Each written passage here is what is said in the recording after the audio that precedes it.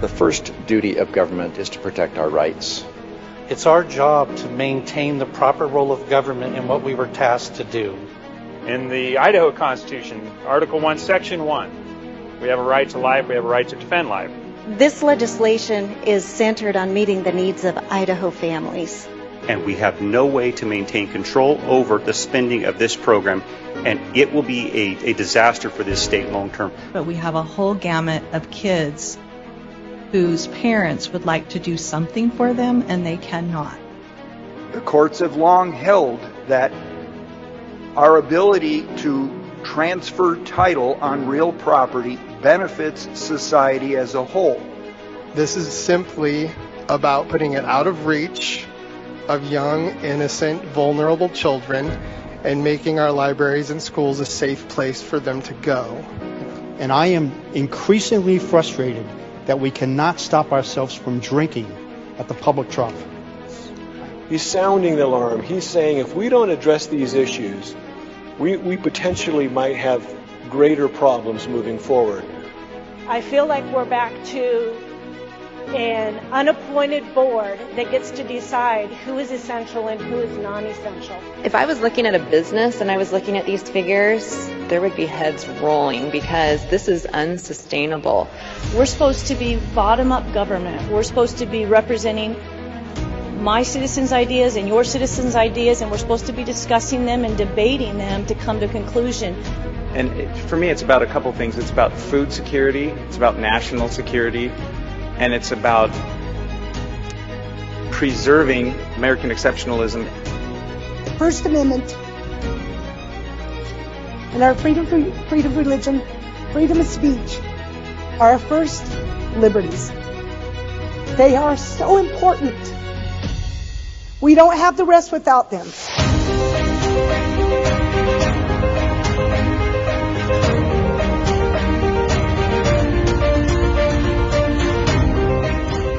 Good morning, Matt Edwards here, and we are live on the air. It's Idaho Signal, March 11, 2024. I am currently traveling, so today, this morning, we're going to have for you a special presentation. We're going to show the entire hearing that happened last week for House Bill 668 that occurred in the House Judiciary and Rules Committee. This bill, House Bill 668, would bar public funding, taxpayer dollars, going to sex change operations, puberty blockers, hormone therapy, gender-affirming care, whatever Orwellian term you want to use. This bill would prevent the public funding of those things.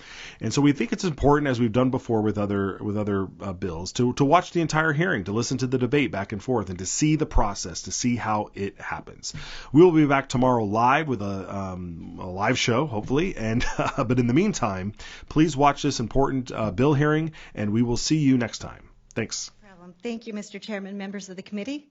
I'm Representative Julianne Young. I represent District 30, and I bring to the committee today House Bill 668. This bill is familiar to this committee. Earlier we heard House Bill 520. During the hearing on House Bill 520, there was a question raised that we believed was adequately addressed in the draft. However, as we looked at it, we decided that some further clarification would be a good idea. And so we have reprinted that bill in the form of House Bill 668. House Bill 668 begins with a legislative intent section, which reads as follows.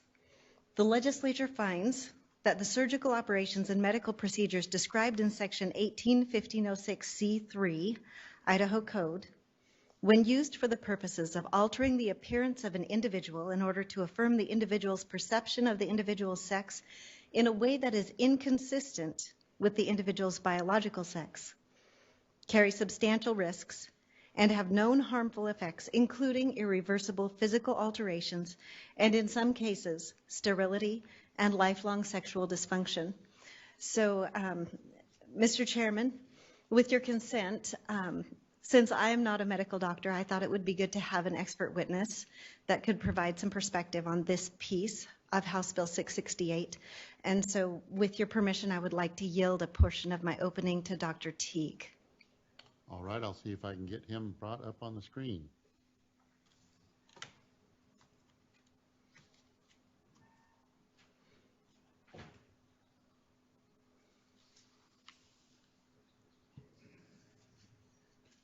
Dr. Teague, can you hear me? I can. All right. Welcome to committee here in Idaho. If you would, introduce yourself. Tell us where you're from, if you represent anyone, and then tell us what you know on the subject of this bill. Thank you for the opportunity. I'm in South Carolina. Dr. Lynn Teague. I'm a board-certified pediatric urologist. I've been in practice since 1986, and my most recent position is as a professor and chief of the Pediatric Urology Service at the University of South Carolina School of Medicine. In pediatric urology, we focus heavily on the repair of congenital problems. One of the most challenging problems we face is when a child is born with genitals that are incompletely formed. As a profession, we've made tremendous advances in the treatment of these children since I began my career. These advances came about through the dedicated work of clinicians and researchers around the world who developed the scientific evidence necessary to repair these complex conditions. It's this evidence-based approach to medicine that allows me to confidently counsel the parents of my patients. I'm speaking today in support of the bill because I see that hard-won evidence-based approach to complex conditions being brushed aside. In no other realm is the patient, usually a child at that, the one who makes the diagnosis and who must then be supported in that diagnosis without question. Parents are being misled and told that the only way to help their troubled child is to support gender transition.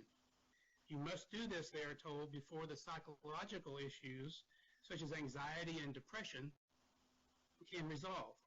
Start the puberty blockers now, even though there's good evidence that the long-term effects are harmful and not always reversible.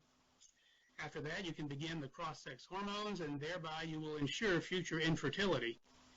You can then complete transition surgically, often with procedures that we have developed for our other patients. Given this misrepresentation and the mantra, better a live daughter than a dead son, what parent can really make an informed decision? What is the evidence that allows clinicians to make such recommendations? To be honest, it is amazingly weak. A prime example is an off-site study from Cornell University a few years ago, which purportedly systematically reviewed 25 years of transgender research and deemed 56 articles out of over 4,000 suitable for inclusion in the study. They found 93% of the articles demonstrated improved well-being after transitioning. While this could be considered a settled science scenario, the truth is actually much different. The study did not meet the recognized standards for a systematic literature review, and the articles chosen were not high-quality studies demonstrating measurable results. This renders the study conclusion meaningless at best and downright misleading at worst. Regardless, the results were trumpeted in the New York Times and other popular publications at the time. This is only one example of many of research that's being driven by ideology rather than scientific inquiry. Genuine systematic reviews conducted by public health authorities in Finland, Sweden, and England concluded that the risk-benefit ratio of adolescent gender transition ranges from, at best, unknown all the way to unfavorable. As a result, in Europe, there's been a shift from the gender-affirming care model of medical intervention to a more conservative approach that addresses the psychiatric comorbidities first. Gender clinics in Europe are now being reined in and closed because of the harm they have caused. These children are trying now to recover from the harm caused by the decades of puberty blockers, cross-sex hormones, and gender-affirming surgery. This harm extends into adulthood. Nearly all transgender studies are hampered by short follow-up period. As an example, the recent article in the Journal of the American Medical Association's Open Network demonstrated the benefit, supposedly, of gender-affirming approach, but it only had a follow-up period of 12 months. In contrast, a Swedish study with over 10-year follow-up showed that adults who received sex reassignment surgery were 19 times more likely to attempt suicide than the general population. Clearly, gender-affirming care was not helpful for this group of patients. You now have a chance to prevent such harm from ever taking place in Idaho. I ask for your support for the House Bill 668, and I thank you very much for giving me this time to speak to you. To children. And so rather than reference that other statute, which was specific to minors, we simply pulled that language over into this new statute and made it clear that the exemptions apply to both children and minors. And so there are no questions there. The balance of the bill is identical to House Bill 520. And so I won't spend a lot of time on it, except to say that really the subject of this bill is whether the state of Idaho believes that these surgical procedures and operations are an appropriate use of taxpayer funds. As a body, we are responsible to oversee the use of those funds. As you can see from the testimony given by Dr. Teague, the results of these procedures are controversial at best at this point in time. You can imitate the appearance of the other sex. You can interrupt healthy sexual development. You can administer cross-sex hormones to create secondary sex characteristics of the opposite sex in an individual, but you can never create the healthy function of the opposite sex in an individual who is not that sex.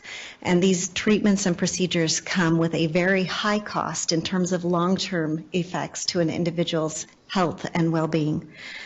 And so with that, Mr. Chairman, I also would like to draw your attention to a letter in your folder from the governor's office, which was evidence submitted as part of another case, indicating some of his concerns and position on this issue.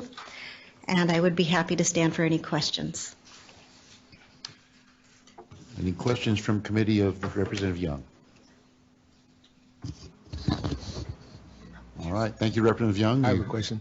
You may take your seat as there's a lot of testimony. Oh, Representative Gannon, how did I know that I was still going to come on? Yes, well, you know, I was just wondering, Mr. Chairman and Representative Young, I was wondering if you're going to have any Idaho physicians testifying in support of this bill. Go ahead. Mr. Chairman, Representative Gannon, I wondered if somebody would take a shot at that. I think there may be some. I have no idea who is signed up, but one thing I know for sure, and that is that Dr. Teague's credentials are impeccable, and his experience certainly allows him to speak to this issue. And so I guess we'll see what happens next. Thank you. Representative Allgood. Yes, I was just trying to bring up the previous bill because I don't remember. Did the previous bill include medications? This one is clearly surgical. Did the previous bill include medication? Go ahead. Mr. Chairman, Representative Allgood, that language is all identical to House Bill 520, yes. Okay. Follow-up question? Go ahead. And I think this was discussed briefly last time we heard this, but I just want to make sure I understand. People that are on state insurance, how does this affect them? I mean, will this control how state insurance reimburses or funds particular things? Go ahead, Representative Young. Mr. Chairman, Representative Allgood, this bill does not speak specifically to the issue of state insurance. It speaks to the use of public funds. And so there are some things there that would remain unanswered questions. I see your light is still on, Representative Allgood. Do you have another question? There we go. Okay. Representative Young, it's going to be quite a while. I have several witnesses. So if you want to take your seat up here, that would be fine while we go through the questions or the testifiers. All right. First up is going to be John Collins, followed by Isaac Creighton.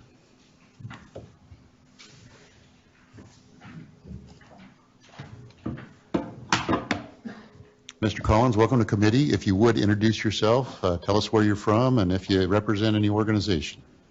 Thank you, Chairman. Committee members, my name is John Collins, and I'm here representing myself, 9 grandchildren that are here in Idaho, and my church, Restored Community Church, and several other pastors that represent several thousand common sense voters. I am in favor of passing legislation preventing tax dollars from being used for gender transitioning. First, I've heard it argued that since people opposing this law are taxpayers. They should have an inherent right to receive government help. I submit that we're all taxpayers, and the issue is not who pays taxes, but how this legislative body spends them. The overriding concern should be as to how to impact the common good of all of its citizenry, not just a vocal minority. Secondly, government funding for gender transitioning adds grease to an already slippery slope. Dysphoria issues are not just gender related. There are many body dysphoria disorders in society, from being overweight to physical abnormalities, birth defects, and even hair loss. Studies show that these dysphoric issues, such as anorexia, can also lead to suicide. In some cases, up to 2.4% of those who have such a disorder. So where do we draw the line? Should government offer up funds for body dysphoric issues, liposuction, cosmetic surgeries, or treatment for anorexia? Third, government funding for transitioning from one sex to another, as we've just heard, is a relatively new experience, social experience, the long-lasting results of which cannot be fully measured. On top of that, it only adds to the topic of gender confusion. What does it say to my little grandchildren about Mr. Collins, you'll have to wrap up a little bit. We have a time limit. Okay, I'm you sorry. You can give me a couple sentences and finish up. All right. This just adds simply to gender confusion. What does it say if the government says that we can change your sex? If a school teacher proposes that, my little grandchildren had come away with that question. Is that what this committee wants to stand on? All right, that'll conclude. There may be questions, Mr. Collins. Yes. Any questions of the testifier? Last chance, Representative Gannon. All right. All right. Thank you for taking the time to testify. I appreciate it very much that you came down to our committee. You bet. Thank you. Okay. Isaac Creighton, followed by Julianne Donnelly-Tazul.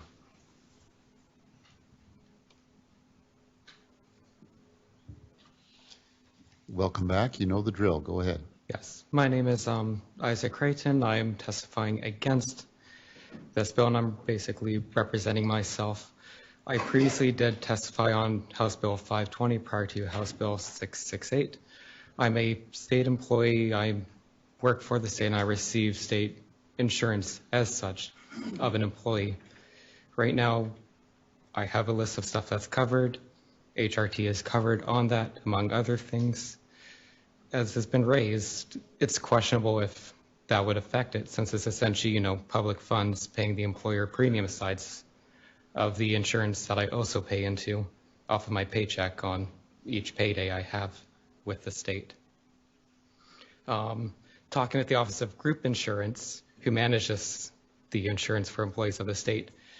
Mr. Chairman, I am so sorry. We're having a hard time hearing him. Sorry. That happens to me too. Can you get closer to the mic? I can. With the Office of Group Insurance, they're not even sure if that would be legal per federal statutes with the Affordable Health Care Act, because they essentially said they have a list of things they have to cover to be in compliance with anti-discrimination laws, certain standards the federal government has set, if the federal government is helping fund other things of it. We're going to have our page move that podium. That's an issue for everybody. That's what's going on. If he can. I hope that helps. Apologize for the interruption. No, it's all good. Plenty of our state employees do, not plenty, but a good number of them do actually use their state health insurance to cover HRT and other procedures as well. And that's separate than, Medicaid and funds going towards things like we're all adults. We all work for the state and help provide for the state and the other citizens and residents of the state. Okay. Any questions of the testifier? Thank you for taking time to testify here today.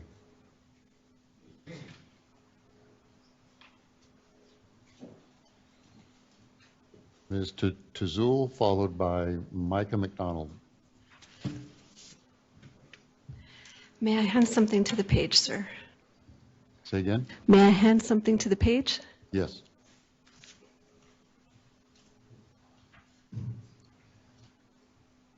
And I'd ask the page to bring those to me first so I can take a look at those. We just don't know what she might be passing out here.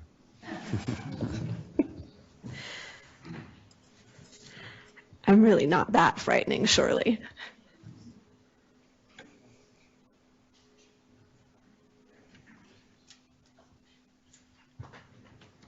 When you're ready. Thank you, Chairman Skog, members of the committee. I am Julianne Donnelly-Zuhl. I'm speaking on behalf of the ACLU of Idaho, and I'm here to oppose House Bill 668. I'm going to focus on two areas. First, every person, every child, and every adult has the right to explore their own life and unfold their own identity with dignity, health, and to work towards happiness. There have been statements made that gender-affirming care is exploratory or experimental, or that it doesn't necessarily consistently bring about positive results. I'm having handed to you the results of a large survey, over 90,000 individuals participating, who have participated in gender-affirming care, and I want to highlight the statistics there that show the percentage of people who found their lives to be more satisfactory after both surgical and medication gender-affirming care, and how few regretted that decision. I'll let those numbers speak for themselves. You are fully capable of absorbing them without me reiterating them. I do want to point out one other vulnerability of House Bill 668, which is a set of unintended consequences. So, in 1889-01, Section 6, it says that no gender-affirming healthcare or medical interventions, so that does include hormonal treatments, Representative Allgood, as well as surgical, that are listed out in 1506C, can be provided on state property.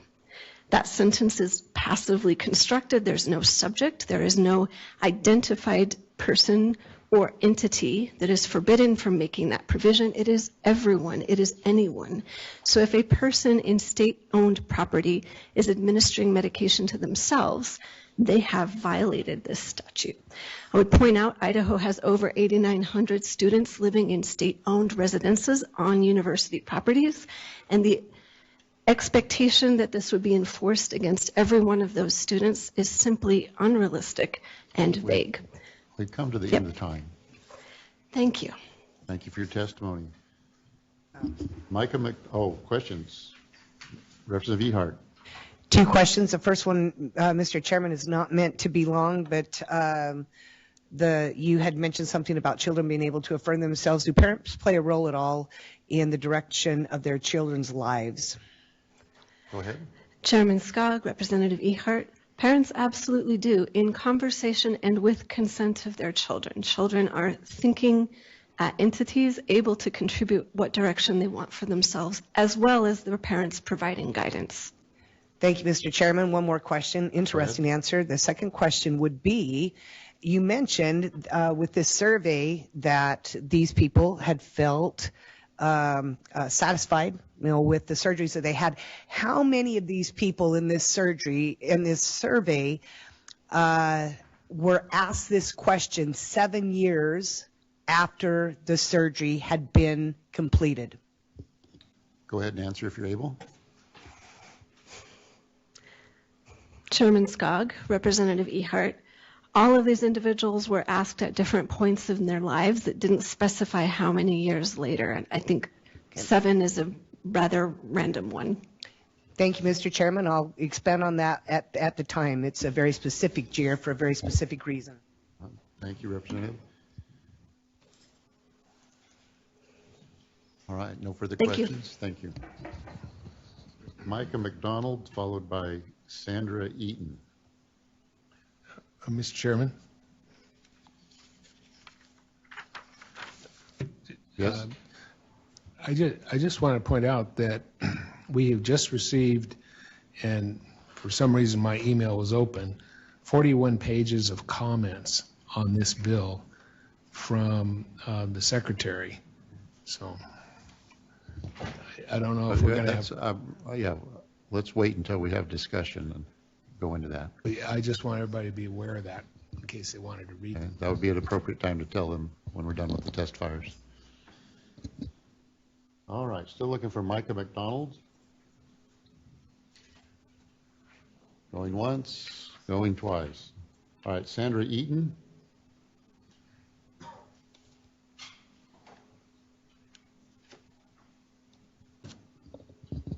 Hello, hello.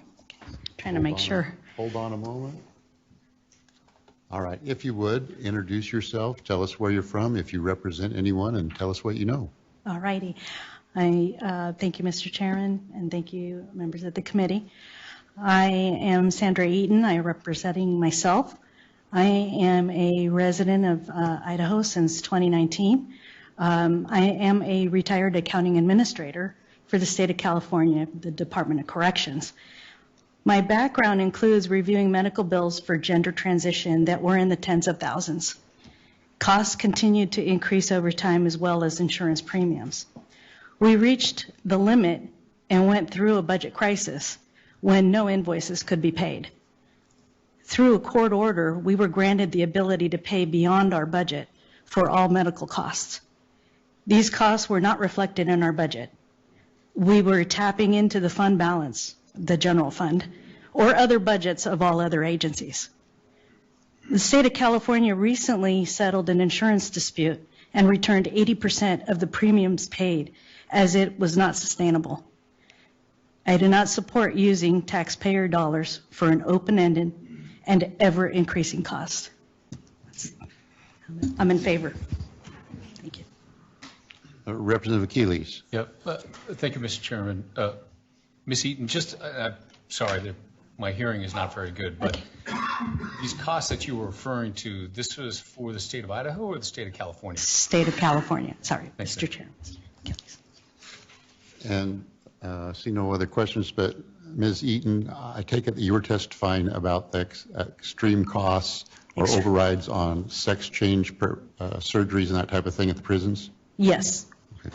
That is correct. It exceeded our budget. Representative. Thank you, Mr. Chairman, and Ms. Eaton. I've been told that there's a lot of follow-up care after these surgeries. Do you have any breakdown of the, like, just a general percentage, like so much was for the actual surgery and then so much was for follow-up care? Do you have any numbers with that? Mr. Chair, Representative Scott, I don't have that kind of information with me, but I was the sole person that reviewed all of those medical bills. That was a huge team that reviewed those bills. That was the hospital bill to the medication, to on and on and on. Yeah. Thank you. Okay. All right. Thank you, Ms. Eaton, for being here. Thank you.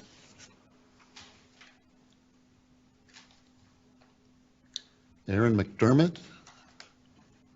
Is Aaron McDermott here?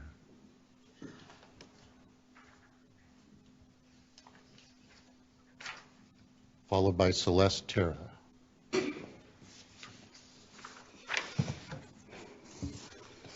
Okay, welcome. When you're ready. Thank you. My name is Erin Love McDermott, and I live here in Boise. I practice family medicine as a physician assistant, and I'm here representing myself. You've heard over and over this session that all major medical organizations support gender-affirming care. Today, I'd like to discuss why that is and highlight this bill is too ambiguous to pass out of committee. Gonads, internal genitalia, and external genitalia development are all extremely complex processes that are reliant on hormonal and genetic factors. This bill seems to correctly acknowledge the non-binary nature of physical sex characteristics that can result, as noted in the exceptions on page 2. Gender identity is harder to conceptualize as we can't see the brain. To understand gender identity, we have to look at brain development. Unlike external genitalia formation, which is complete at 14 and 20 weeks for those assigned male or female at birth respectively, brain sexual differentiation follows in the very last trimester of pregnancy. This is a vast oversimplification of the multifactorial nature of gender incongruence, but it is one easy to understand biological basis. Processes happening at different times can yield different results. Major medical organizations understand that science as well as the life-saving nature of these treatments. The exclusions of this bill are inconsistent at best and blatantly discriminatory at worst. Repeatedly, this bill targets gender-affirming care for, quote, for the purpose of altering the appearance of an individual.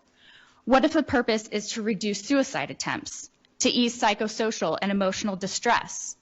The purpose of gender-affirming care is health, and thus an obligation of my medical oath.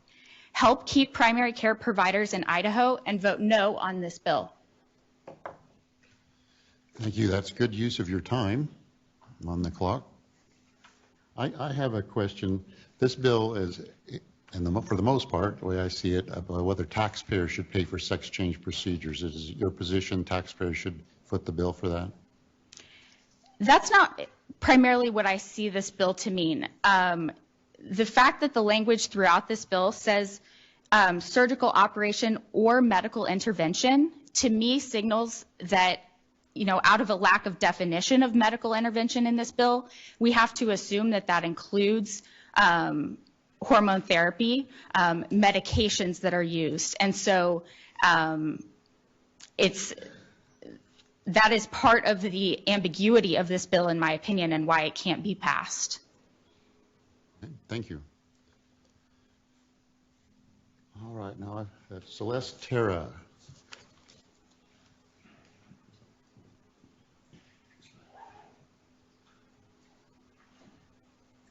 Followed by Merrick Collins. When you're ready. Okay. My name is Celeste Amatitera. I'm 18 and I'm representing myself in opposition to House Bill 668. Where are you from? I'm from Idaho. What city or area? What city? I was born in Caldwell. All right. Is that where you live now? We just make a record of where you're from when you I live now in Boise. All right. Go ahead. So this bill would make it more difficult for trans people like myself to receive the treatment we require. Not only that, but it would harm trans people and especially trans youth by restricting medical availability, which harms the communities and especially those struck with poverty. For this reason, hormone replacement therapy and other medical treatments should be supported by insurance as a right, as any other citizen has the right to medical care. Saying that a trans person has to have an intersex condition in order to receive gender-affirming treatment is flawed. This disambiguation confuses what a trans person is, and whether or not we should have the care we need should not depend on this misconception. This bill is harmful because it leads people to think that the care we need to receive is risky and harmful when it is not. Medical treatment for transgender people has proven to help them. People working directly in the scientific fields that study the use of medical treatment to help transgender people have worked on careful studies and historical biographies of transgender people to prove that treatment is not only helpful, but also incredibly important for the health and livelihood of transgender individuals. Vote no on House Bill 668. Thank you. All right, any questions? Representative Scott. Thank you, Mr. Chairman. Celeste, thank you for testifying today. I just wanted to comment. I saw you shaking and you're nervous, and I've been there before. You did really good presenting today, so thank you. I appreciate it. Well, that was an easy question. All right.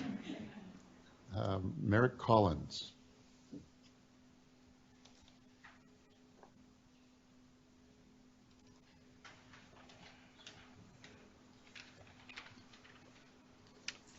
Merrick, welcome back. Go ahead. Thank you, Chairman. My name is Merrick Collins. I am a voter of District 16, and I am representing myself and the Trans Homing Project in opposition to HB 668. I am but one of many transgender Idahoans on government medical assistance that needs hormone replacement therapy, or HRT, to ensure my health and quality of life. On the outside, I can understand why many would think gender transition care is purely cosmetic and wholly unnecessary, but on behalf of the Trans Homing Project, I will use my personal experience on HRT to speak to why trans care is, in fact, healthcare. Going on HRT did so much positively for me in my life. Not only do I feel more at home in my body, what with my deeper voice and more pronounced facial hair, but I'm more physically healthy than I've ever been in my life. I'm stronger and have more endurance for exercise, which naturally encourages more growth in my physical ability. I used to have horrible asthma that would cause me great pain whenever I needed to push myself, but now it's of such little issue that I often don't even need an inhaler. Not only has my physical condition improved by leaps and bounds, but I'm more mentally in control of myself. I have a hormonal disorder, and living with turbulent brain chemistry is a fate I wouldn't wish on anyone. A regular dose of testosterone allows me to keep my mind in check and allows me to think more clearly. My hormonal disorder also caused me to have many other problems, physically and mentally, that I won't get into here, but safe to say, HRT alleviates them. I'm lucky enough that I already have all of the biological changes that I wanted from going on HRT. But for me personally, it is not just an agent of change. It's medication. Repealing Medicare and Medicaid coverage for HRT limits my access to medication that I need to function properly in society, lowering my quality of life while I live here in Idaho. Don't just listen to me. Listen to the many other trans people and professionals in trans care that have presented before me. Vote no on HB 668. Thank you. All right, thank you for your testimony. Now, the next name I'm not sure how to pronounce. David, Kociol.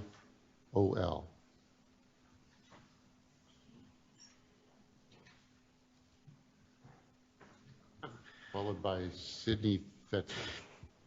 Hello, my name is, gosh. Where'd it go? There it is. My name is David Kociol, and I'm testifying for myself, but I believe I represent, as far as I understand them, via my church and personal studies, the teachings of Christ. I am interested in this bill and oppose it primarily because I feel like there are bills that actually make sense that we could focus on drafting and passing, such as ones to address the construction of safe and dedicated bike lanes, removing the number of stroads in the city, point-to-point bus service, Sunday service for people who cannot get to church very easily without bus access, grocery credits for people living in poverty, et cetera, et cetera, et cetera. I'm very glad that we could get a medical professional to give their opinion. I question their opinion because I am also familiar with years and years of research and also testimonials from survey data as recent as 2022 with over 90,000 respondents overwhelmingly defending their transition and gender affirming care as being integral to their emotional and psychological well-being. I think that there is a very strong leaning from the research and surveys justifying what these people are saying about themselves. And I think that if we as Idahoans are to care for and about and properly attend to these people who are also Idahoans, that we should consider what kind of liberty is at stake, what I believe is at stake with this kind of legislation. This is what happens when you don't rehearse. You're doing fine. Mm-hmm. Any questions of the testifier? David, thank you for your testimony today. Take care. Sydney Fetzer.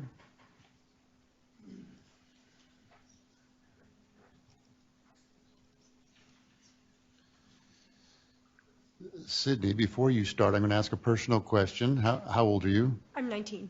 All right, welcome. I Go get ahead. that all the time that I look younger. When you're ready. Hello, everyone. My name is Sydney Fetzer, and I'm 19 years old. I live in Coeur d'Alene, and I'm here representing myself today. I stand in firm support of House Bill 668 and the protection of vulnerable gender-confused children. In Genesis 1:27, it says that God created male and female. As a Christian, I have moral objections to my taxpayer dollars contributing to this issue. Therefore, I do not believe that gender-affirming care should be publicly funded. I strongly urge a yes vote. Thank you so much.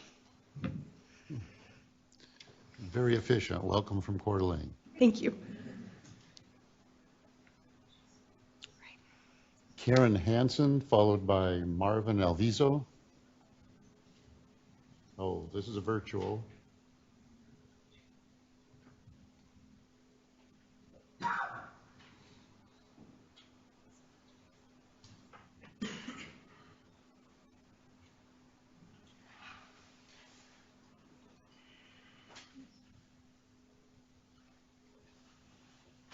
Hello, can you hear me? Yes, welcome, Karen. I think I saw you in another committee this morning. Not this morning, but yeah, I've been working hard this year. I am Karen Hansen from Viola, Idaho. I'm against House Bill 668. For moderate and low-income people, denying health insurance coverage for medical care is in effect denying medical care itself. The legislature is not qualified to assess what is and is not necessary treatment, nor what is and is not standard acceptable medical practice. That is for physicians, psychiatrists, patients, and insurance companies to work out. And in the case of minors, this is for parents to be included in. As most parents know, kids ask for things, whether they're good for them or not, and parents are often having to say no. So when a parent says yes, it probably means something. My main concern is families with preteen and teenage children. Interfering with parents' rights to provide the best care they can for their child using medically accepted treatments is wrong. This bill lumps all gender dysphoria treatments together and claims they are all dangerous and irreversible. This is not correct. Surgery on minors is not accepted medical practice. Many hormonal treatments are safe and reversible. This bill bans both. I am tired of seeing gender minorities being singled out due to misunderstandings and culture war dynamics. I ask the Idaho legislature to please back off. This broad, heavy-handed bill dealing with a delicate, complex subject is going to do a lot of harm. This bill is inconsistent with the parents' rights provided for in Senate Bill 1329 discussed on March 5th. The only winners here are lawyers working on the lawsuits this bill will generate. It is important to hear from medical professionals who deal directly with gender dysphoria diagnosis and treatment. Their knowledge and perspectives are valuable. Leave medical care decisions and insurance coverage decisions to the trained professionals and patients who are directly involved. It bears repeating. Denying health insurance coverage for medical care is, in effect, denying medical care itself. Vote no on House Bill 668. Thank you. Ms. Hansen, I have a question. Did you hear our first testifier who was a doctor? Yes, but he dealt strictly in surgery and did not deal with gender dysphoria itself. That is also deeply involves psychiatrists and endocrinologists, not surgeons. I remember differently. Thank you. Any questions of the presenter? See none.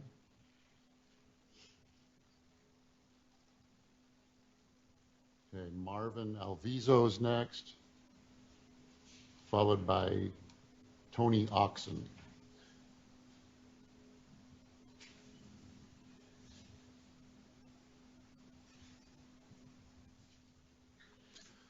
Welcome, Marvin. Hello, Mr. Chairman, Representative.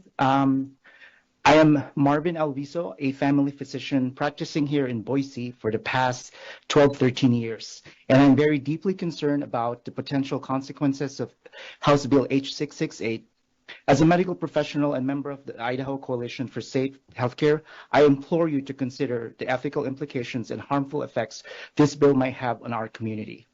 H668, if passed, would represent a grave violation of medical ethics. It denies transgender individuals the right to make informed decisions about their health care, contradicting the principles of patient autonomy and informed consent.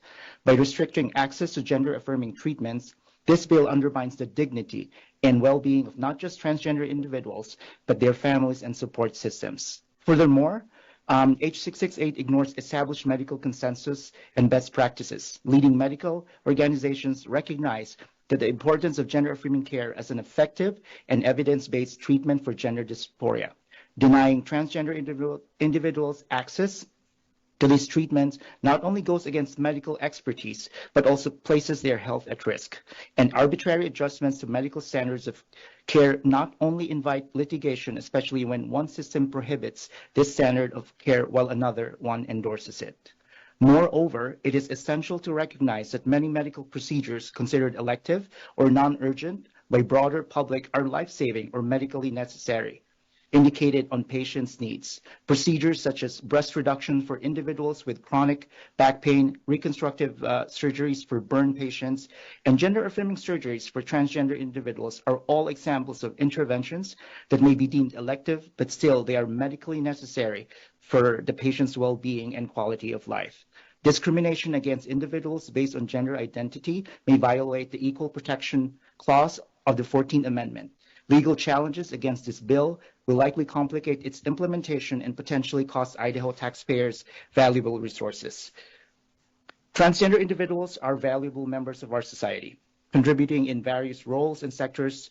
Denying them access to essential healthcare services harms their well-being and deprives our communities of their talents and contributions. In conclusion, I urge you to reject H668 and instead focus on policies that promote access to quality health care for all Idahoans. Thank you for your attention. Thank you, Doctor. We may have some questions. I see Representative Ehart would like to ask a question. Thank you, Mr. Chairman. Thank you, Doctor. Couple of questions. It's not so much meant to go against that which you said, but to better understand. First is, what sort of information do we have on those who go through this procedure and end up regretting it? Do we have, what sort of studies are really being done? What sort of follow-up care so we understand both sides, or even this procedure better? Go ahead, Doctor. Gotcha. This process. Thank you, Mr. Chairman, Representative. So regret, as far as I know, like regret is very rare, especially when a person like really gets into like the treatment in a consistent and progressive manner, so that like all of the boxes are checked. Like they have like mental health evaluation, they have like years of experience with like hormone therapy before they even do surgeries. I mean, I guess like I don't have in my experience like regrets. I have I've been treating like, transgender for the past 7-8 years with 400 people that I've served. And I haven't yet to see somebody regret like even the hormonal treatment that I give them. Very rare of my patients have done surgery, and all of them has nothing to say, but like they're in deep joy and deep satisfaction that they have affirmed that we have affirmed their gender. So in my experience, like I haven't had any. I know there are out there, but I can like look for that and submit it to you. But there will be regrets in one way or another with any type of surgery. But it's that careful relationship between the physician and the patient and even the parents to make sure that this is really the right mode for them to go through the process. Representative Ehart, follow up. Yes, follow up, Mr. Chairman. Thank you, Doctor. Then my question to you, I think you said something about 7-8 years, 400 patients at least with no regrets. That's a pretty good record. Out of those, how many have been through the process at least 7 years?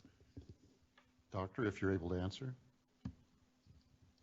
Thank you, Mr. Chairman. I would say that I would have firsthand experience that I have patients who've been on treatment for the past 7 years, and actually somebody actually moved out of state to have bottom surgery from transitioning from female to male, and it's been successful. So I can quote some of my patients that I've been treating for the past 7 years, and all I can say is that all of their lives have become better with gender transition, with puberty blockers or like oral treatments. Representative Garner. Chairman Skog and Doctor, did I understand you right that, I'm sorry, did I understand you right that you said that the state insurance will pay for some cosmetic surgeries already? Go ahead, Doctor.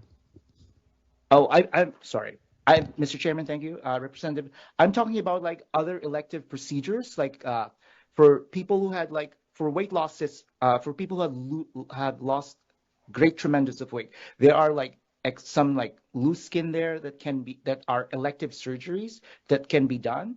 And then whether if you're Medicaid or stuff like that can be paid for. And then like a burn patient, like who needs like reconstructive surgery after the burn. I'm sure that would be covered, like even if you have like your public insurance.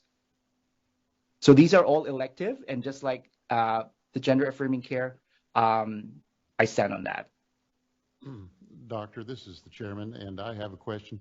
I have a state employee who's calling me all the time, every year, and wants to know why his stomach reduction surgery, because he's grossly overweight, why that won't be covered by our insurance plan. Are you saying that that is covered by Medicaid? Or do you know? Oh, Mr. Chairman, I don't know. Representative Erickson. Thank you, Mr. Chairman. For a question, what's the average age that you see these hormone treatments starting in with your clinic? So when you say hormonal treatment, I mean, it's not always like when I say somebody, I have patients as young as 12 and 13, and if they're not appropriate for hormonal treatment, we don't start it there. Because there are different forms of affirmation. There's social affirmation where we just acknowledge what the gender, what the pronoun, what the name of the patient. And unless they are really in puberty, then we don't even start talking about medications. So as young as 12, 13. Okay, doctor, please speak through the chair when you're responding. Go ahead, Marco. I'm sorry. Thank you, Mr. Chair. And so, and how does that all that work? I don't know a whole lot about this part, but how does that affect the reproductive health of the young person? Doctor, go ahead. Yeah, Mr. Chairman, Representative, thank you. So let me cite an example. So there is a medical condition, what we call precocious puberty. So with precocious puberty, somebody who's 7 or 8 years old starts going into puberty. So what the medical system does is that it stops puberty by using puberty blocker. So that will be the same case as what we do with precocious puberty and puberty blocker patients who has gender dysphoria. And these medications, once we give it to them, they have a lifespan of either 3 months, 6 months, or even a year. And then after, so for patients with precocious puberty or with early puberty, as soon as we stop this medication, then puberty ensues. I'm sorry. All right. So with regards to like reproductive like health and this one, there was a pause, and then everything just continues once the medication wears off. Thank you, doctor. Seeing no further questions, take care.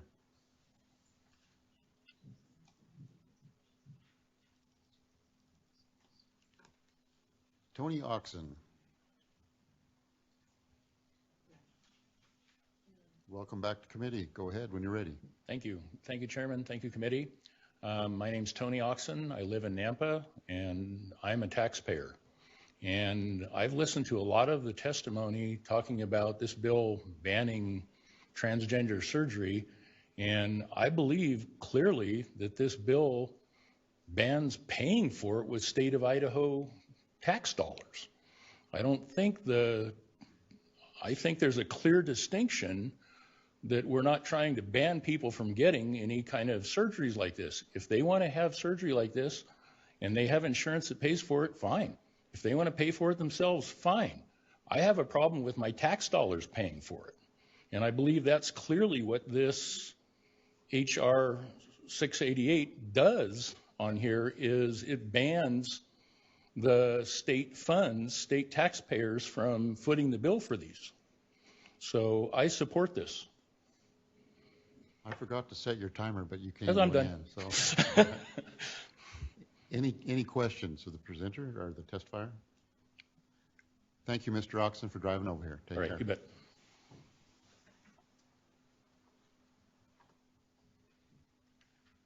Alexa Lynn Phil. Alexa Lynn Phil.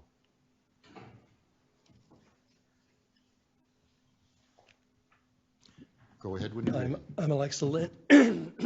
Excuse me. I'm Alexa Lynn. I live in Nampa. When I registered to speak, they told me I was in District 10, but I think I'm District 13 at any rate. I'm a little bit ill-prepared. I came to speak with regards to the taxation issue of this and using state funds, but I can see that there's an awful lot of misinformation and misunderstanding of what transitioning requires and entails.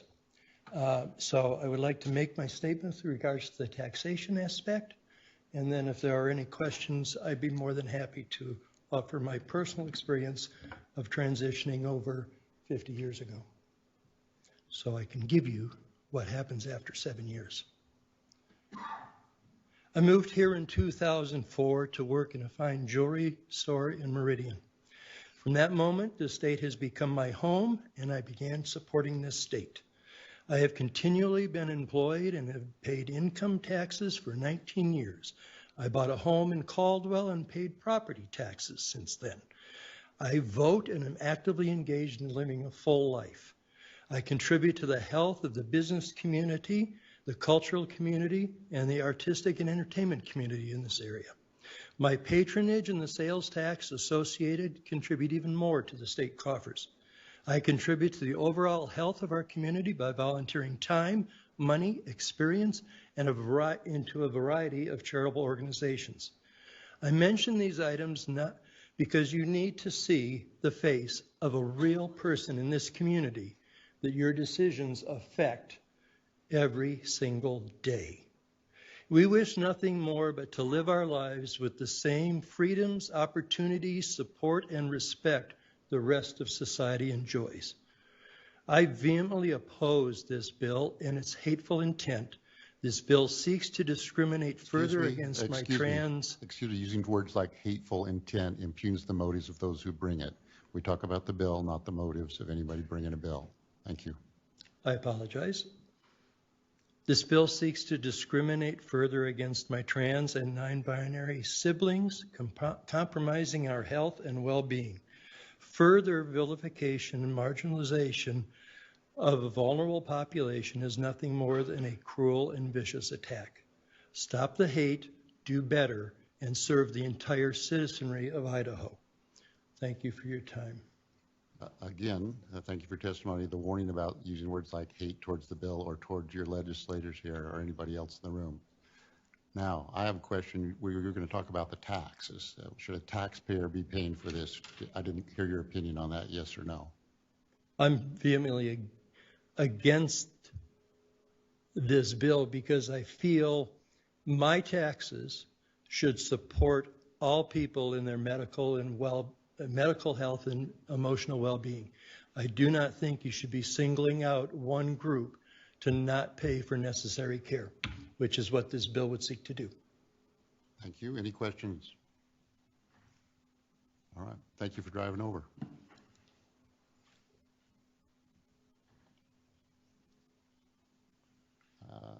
Holly Fetzer.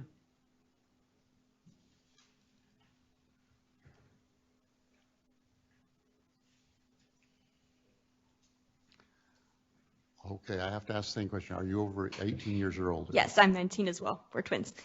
Go ahead. Okay. Hello, my name is Hallie Fetzer. I'm 19 years old, and I live in Coeur d'Alene.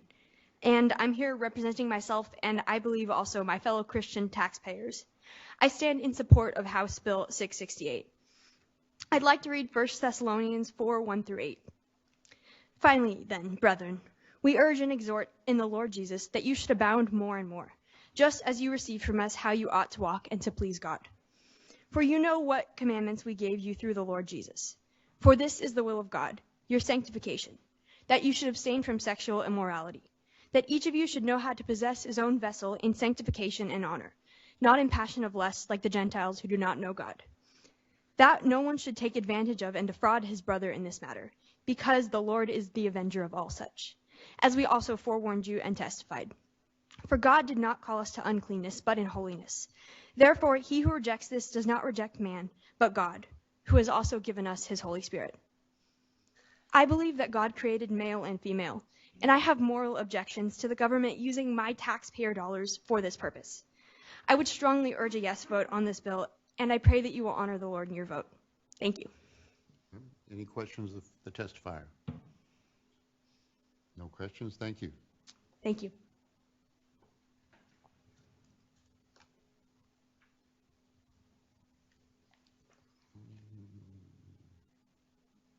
Misty Tolman.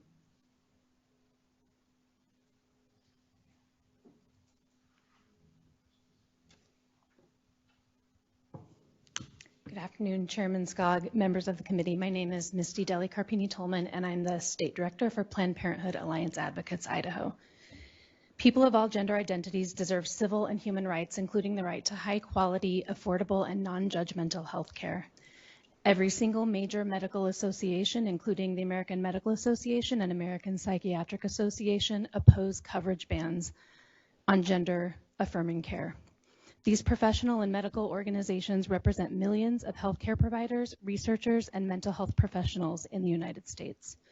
Blanket exclusions of gender-affirming care from Medicaid limits access to necessary medical services and results in health problems and financial strain for transgender people. Let's be clear, gender-affirming care is medically necessary and life-saving care. This type of exclusion is deeply stigmatizing and creates a disparity wherein transgender individuals do not have the same rights as their cisgender counterparts. Regardless of one's stance on whether these services constitute essential medical health care, it's important to recognize the medical professionals today that attest to the fact that Medicaid does indeed sometimes cover certain elective procedures when they are medically necessary, which underscores the inherent complexities and challenges presented by this legislation. HB 668 poses significant legal and ethical concerns and undermines the rights and autonomy of trans people who paid into the Medicaid program and have the right to access the public services that this bill would prohibit as taxpayers. By prohibiting the use of public funds for gender-affirming care, it infringes upon the rights of trans people to make informed decisions about their own bodies and their own health care, free from government interference. Gender-affirming care is health care and deserves to be treated like all other health care by Medicaid. I urge you also to consider the human cost of this bill and oppose House Bill 668, ensuring that Idaho is a state that respects and protects the dignity of all of its residents, including the LGBTQ community. Please vote no. Representative Ehart. Thank you, Mr. Chairman, and thank you, Ms. Tolman. Believe it or not, I actually appreciate hearing from you, as we do. But you did say something that I'm not sure that I quite understand what you said, but you said that and basically trans or some of the non-binary people, I'm not sure how you'd refer to that, but that they don't have the same rights when it comes, I'm assuming when it comes to healthcare as, and I think you referred to something I disagree with, cis. Anyway, as we do, what rights when it comes to the medical healthcare do they not have that we have? Go ahead. Chairman Skog and Representative Ehart, I talked about this a little bit at House Bill 520 testimony, and I'm happy to talk about it again, but I'm thinking personally about the right that I had. I'm just recovering from breast cancer surgery, had a double mastectomy that was covered, and under the Cancer Care Act, I am able to also receive gender-affirming care, which means I was able to get breast reconstruction services. And I think that cisgender people today could get breast augmentation and other gender-affirming care that affirms their own gender, just because we happen to be born, you know, with the gender identity that matches our sex assigned at birth. Whereas under this bill, Medicaid recipients would not be able to receive gender-affirming care. Follow up? Go ahead. So, Mr. Chairman and Ms. Tolman, if I heard you correctly, you had breast cancer and you're able to receive treatment for breast cancer. So are you stating that if somebody who identified with the other sex rather, well, I'll say trans, for the sake of this argument, if someone who identified that way had breast cancer, are you saying they would not receive care?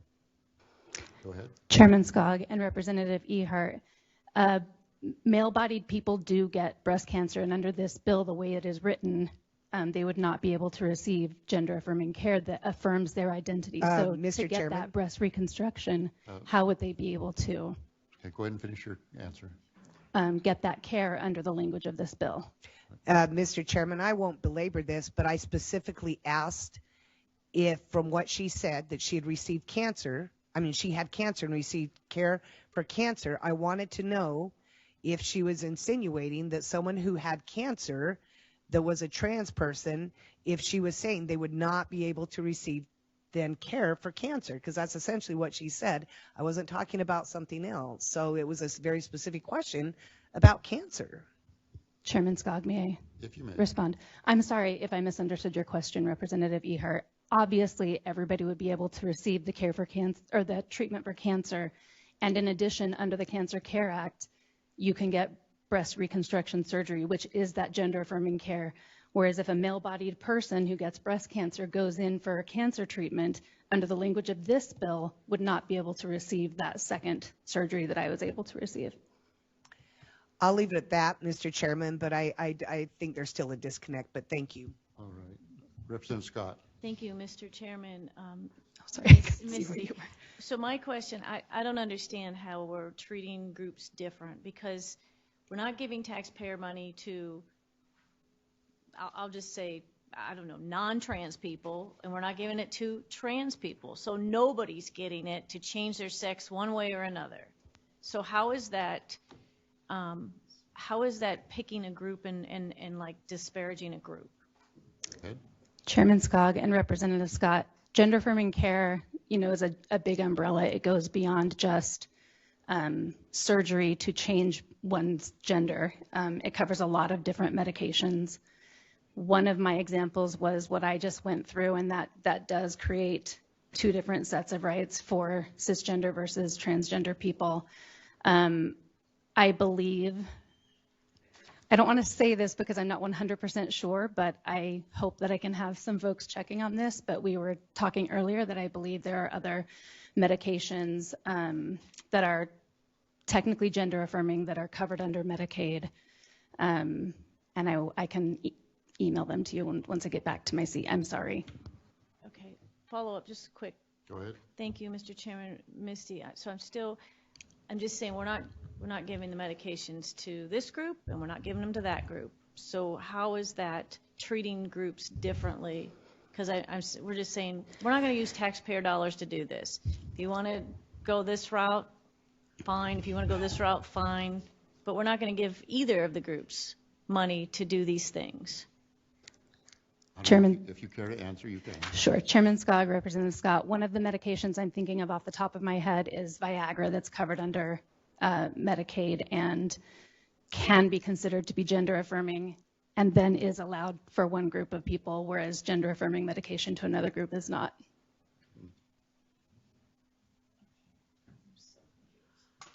I'm sorry. Representative Allgood. Thank you. I could have probably asked this question of a lot of the people that testified today, but you're the lucky one. Oh boy. So you testified that these medical procedures are medically necessary. And in my layman's mind, I picture medically necessary as an inflamed appendix that has to come out before it ruptures. That's life and death, that's medically necessary. On the other end of the scale, I would feel lots better about myself if I had long flowing hair and I wanted hair plugs. So in that scale there, I'm trying to put where gender affirming procedures would fit, because I see it more towards the hair side, in my opinion. I want some clarification there. All right, Representative Allgood, before she answers, this is specific to surgeries and those things covered in 1506C3, if you want to look that up. Go ahead. Chairman Skog, Representative Allgood, this is where I think it becomes dangerous to legislate medicine when we should be leaving it to the medical experts. I think a doctor can decide when something is medically necessary. And we've had a couple of medical health care experts today talk about different, we had a physician's assistant talk about different needs. We had Dr. Alviso come talk about different needs, and I think that if somebody's mental state is in a certain place, it does become medically necessary. I don't think we see people, self-harming and having suicidal ideations over your example, and yet we do over the fact of them needing this life-saving gender-affirming care. And I think that's where the difference comes for me. One follow-up? Quick follow-up, yes. And so I understand what you're saying, but we're kind of crossing a line where we say it is so medically necessary that the taxpayer has to pay for it. And that's the hurdle, because anybody can get these procedures. They're not restricted, except that we're asking Idaho taxpayers to pay for it. That's the hurdle that this body is dealing with. Doesn't require an answer. Representative Roten. Mr. Chair and Ms. Tolman, so in your situation, it seems to be that you're, at least to me, creating a little confusion in that with the breast cancer, understand mastectomy, and then you had reconstructive surgery. You say that's gender affirming care. Confirming. Yes. Sorry. Thank Sorry, you. Chair. Thank you. Thanks for jumping in there. But that essentially made you whole again, which is in many insurances, other than health insurance, when you're auto insurance, something like that, it's to make you whole. We're talking about something different here, I think. You weren't trying to change your gender, but you call it gender confirming. Some mastectomies, some have enhancements afterwards, some never replace, as I understand. Is it really the same? I mean, they were making you whole. You were not trying to, you were quite comfortable, evidently, with your gender. You weren't asking to be confirmed.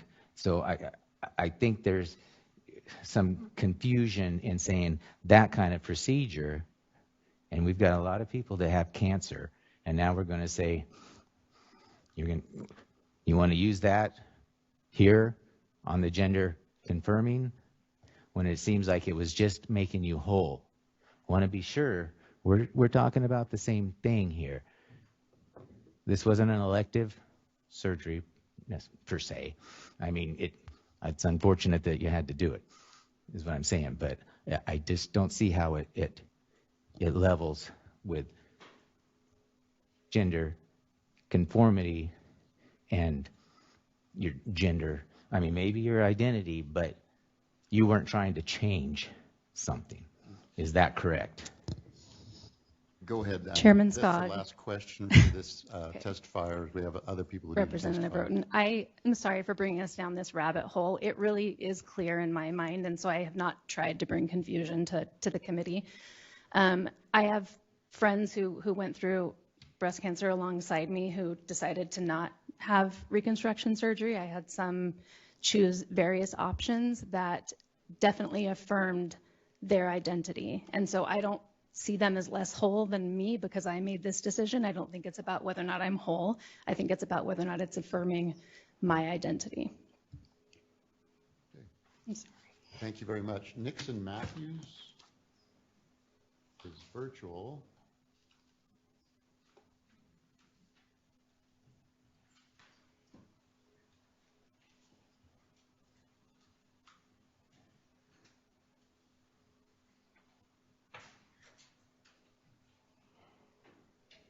Hello.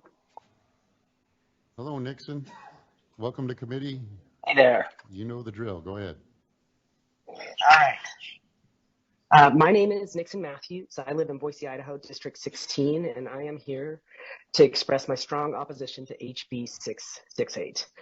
So to me, this bill comes down to two words: medical necessity. And according to the Idaho Medicaid booklet, services must be available when medically necessary to meet individuals' treatment needs. Now, this bill states that gender-affirming care as it relates to trans and non-binary Idahoans is never necessary, but I want to talk about that a little bit more. So I just want you to see this folder. Extensive documentation, including notarized letters from Idaho-based therapists and doctors, all affirming the necessity of my gender-affirming care. I even have notarized documents from a judge and documents from government entities accepting the statements of my therapists and my doctors. This represents the scrutiny, what we go through in order to prove our medical necessity, our gender-affirming care. Every major medical organization backs gender-affirming care. Moira, Shilagi, past president of the American Academy of Pediatrics stated, there is strong consensus among the most prominent medical organizations worldwide that evidence-based gender-affirming care for transgender children and adolescents is medically necessary and appropriate. It can even be life-saving. And there is a lot of research that consistently demonstrates that gender-affirming care significantly improves, extends, and saves lives. And if saving lives isn't considered medically necessary, what is? So the provision that gender-affirming care is never necessary is the problem. It disregards the wealth of evidence supporting the medical necessity of this care and the expertise of healthcare professionals dedicated to providing care to trans and non-binary individuals. So I ask you, please, oppose HB 668. Thank you. Any questions of the testifier? See none. Thank you for your time. Thank you. Stephanie Fetzer, followed by Brandon Shippey.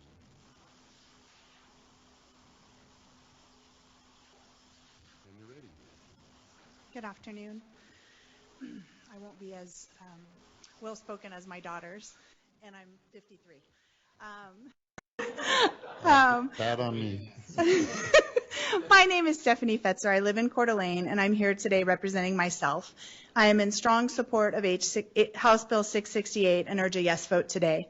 I moved from California about 4 years ago, and I can attest to the ruination of a state when the public funds pot is treated as though it is bottomless. One of the things I appreciate most about Idaho is our conservative fiscal approach.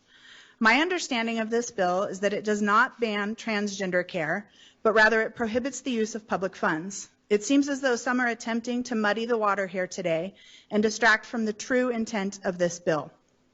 As a Christian and an Idaho taxpayer, I am fundamentally opposed to my taxpayer dollars funding gender-affirming care. Again, I'm opposed to my taxpayer dollars funding gender transition and stand strongly in support of House Bill 668. Please vote yes today. Thank you. Any questions? Looks like you're having a good civics lesson as a family today. All right. Brandon Shippey.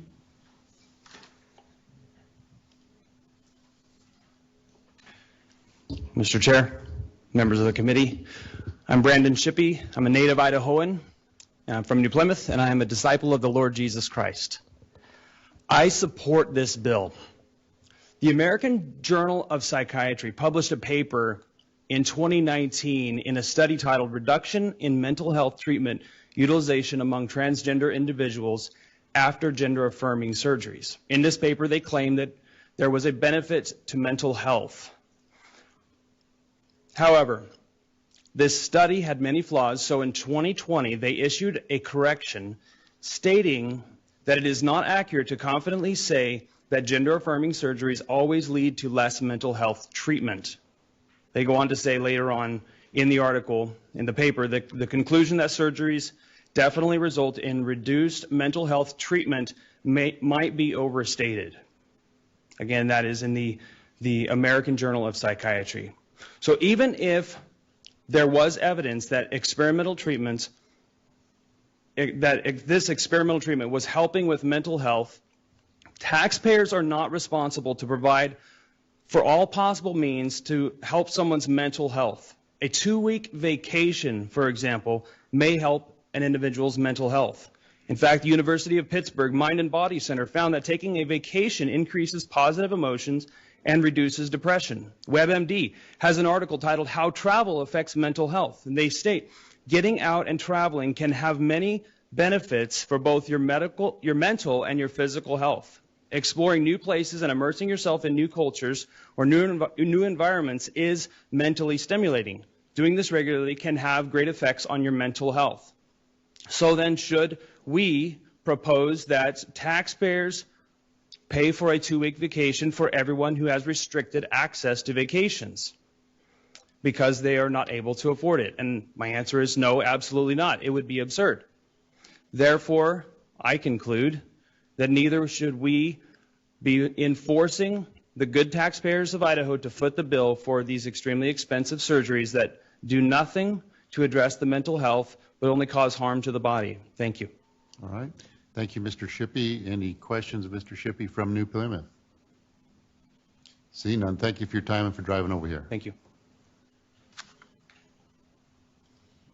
All right. We need to do some things, do our discussion, do our vote, or any motions, and so I'm going to have 2 more people testify. Katie Gentry, followed by Thad Butterworth.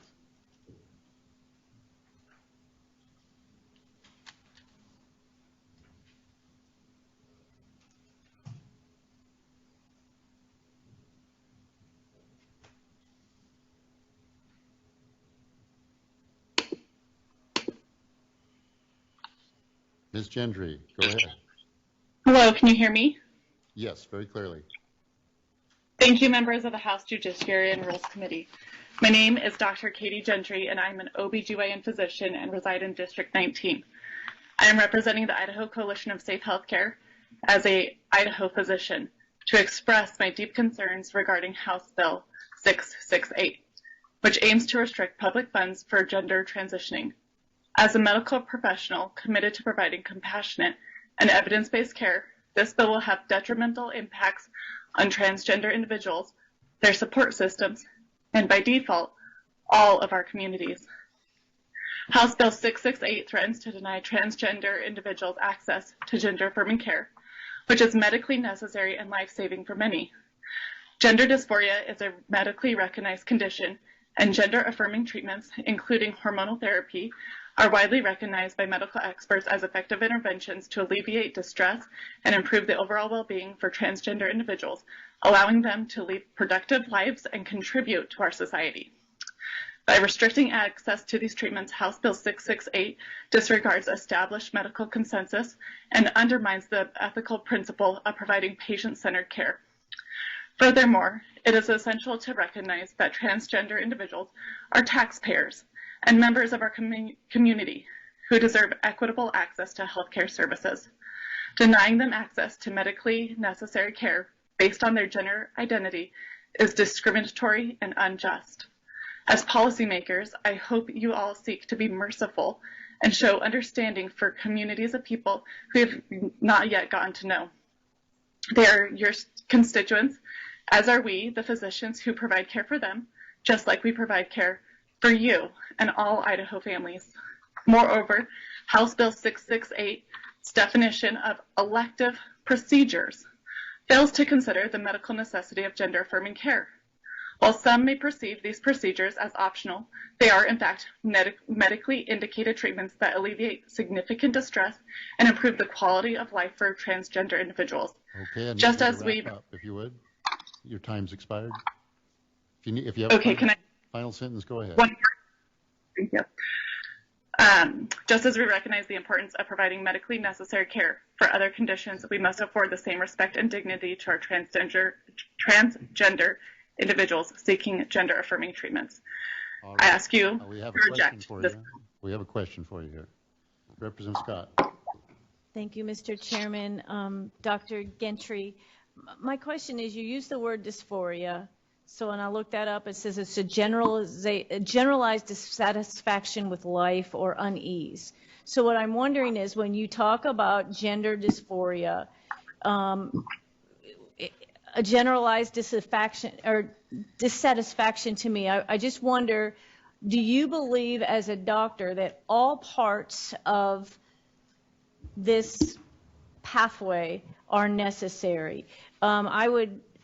And just to say, I've heard that you could have mental health or psychological appointments, you could have hormone replacement, you can actually have surgeries on your body. So I'm wondering, do you believe that as a doctor, all of these are necessary, or do you believe there's some of them should be paid for and some shouldn't. Because to me, dysphoria, generalized dissatisfaction, you would try, I just if you could comment on that, I'd appreciate it. If you're able, go ahead, Doctor.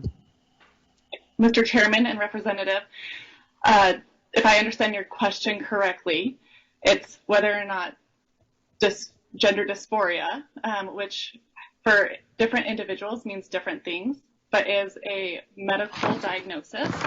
And many individuals find that gender dysphoria could be treated with hormone therapy. Some find that it could be treated with surgery. Everyone's individual gender dysphoria is different and requires much more extensive evaluation to find out what will be right for them to not have that gender dysphoria and to be able to be a productive member of our society. Representative Marco Erickson. Thank you, Mr. Chairman, for question. So in my profession, in the past, I had create medical necessity statements for authorization of services, and you mentioned medical necessity quite a few times. So what is the criteria you're using to determine medical necessity when you're writing a diagnostic write-up for determination of services? Go ahead. Yes. Mr. Chairman and Representative Larson, thank you. So there is a very extensive, this is not a quick to jump on decision to have someone's gender be changed. This is something that goes through extensive processes, multiple conversations with the patient, multiple evaluations. I think you saw the folder that patient had to show all of the testimony that they had for getting the care that they needed. And so there's many different steps that are required in order to proceed with gender affirming care. Representative Ehart. Thank you, Mr. Chairman. Thank you, Dr. Gentry. So what, generally speaking, when patients come to you, and as you look on your career, so I'm not talking, just about the most recent, but how long do you stay with your patients from beginning and to end, and what does the end mean? Go ahead. Yeah, so Mr. Chairman and Representative, I am with them from the beginning of when they present to me and when they share their concerns through their time transitioning. Some individuals have already transitioned, and I will continue to take care of these men and women to the best of my abilities. There is no limit. Go ahead, Representative. Thank you, Mr. Chairman. I didn't mean to cut you off, Dr. Gentry. So on average, when you look at the patients you currently have, what's the average length of time that you've been engaged with them, and roughly how many patients are we talking? Go ahead. Representative Chairman, Representative, I recently moved to Idaho in 2020, so I've only been here and taking care of these patients for the last 3 going on 4 years. But I've had these patients during that entire time, and I plan to continue to take care of them as long as they come to see me and as long as I am here in Idaho. Representative Allgood. Yes, Doctor. Could you just briefly describe how the insurance companies treat this kind of treatment and how your office is covered for this type of treatment? Go ahead. Mr. Chairman and Representative, I have a story of one of my patients who, I had 2 patients. One of them was requesting a hysterectomy because she no longer needed her uterus for childbearing and elected to have the uterus removed. She had state medical funding for her insurance. I had another patient who elected to have her uterus removed because they did not feel that it was a part of them, that they saw themselves more as a transgender individual, and the uterus was causing them this gender dysphoria. They also were under state insurance. The first patient got covered for their hysterectomy. Their second patient did not. Okay. Does that answer your question? Thank you, Doctor. You're on the hot spot. We have one more question here from Representative Scott. Happy to answer it. Sorry. Thank you, Mr. Chairman. Dr. Gentry, it's good to have a doctor that's been involved in this. And so you mentioned that people choose surgery or hormones, and I was looking into this dysphoria, and until recently there used to be psychological help because this was actually considered a mental disorder. So do you, in your treatment for gender dysphoria, do you have any psychological help, or is it just the surgeries and the hormones? Go ahead. So, Mr. Chairman and Representative, in my clinic, I do not have the psychological help, the psychiatrists, the counselors, but I make sure that my patients all have that because many of these patients have these other needs beyond hormone replacement and surgical interventions for their gender dysphoria. It is a team and a team approach to lead to the best health care for these patients. Quick follow-up. Thank you, Mr. Chairman and Dr. Gentry. Is that covered under insurance, the psychological help? Go ahead. Or, yeah. Mr. Chairman and Representative, some insurances do cover that psychological help. I am not sure 100% on that answer at this time. Thank you. All right. Thank you, Doctor, for taking the time to talk to us today. Thank you. There's been a request for a comfort break from a committee member, but we're going to finish up at the last testifier, and then we'll take a 10-minute break. Thad Butterworth.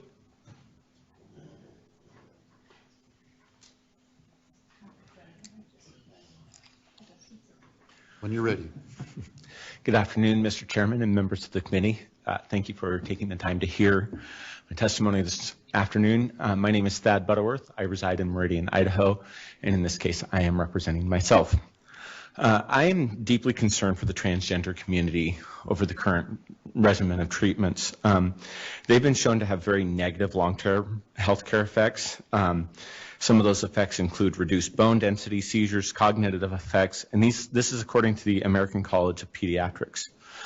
In addition, studies from both Birmingham University as well as Johns Hopkins show that suicidal ideation is 20 times more likely in those who have received gender-affirming care, and that they are more likely to act on those ideations. For these reasons, I believe we should be focusing our state resources on finding more effective and compassionate treatments for those suffering from gender dysphoria. I urge you to vote yes on House Bill 668. Thank you. Any questions? Okay. All right. Thank you, Mr. Butterworth. All right. With that, we're going to take a recess for 10 minutes.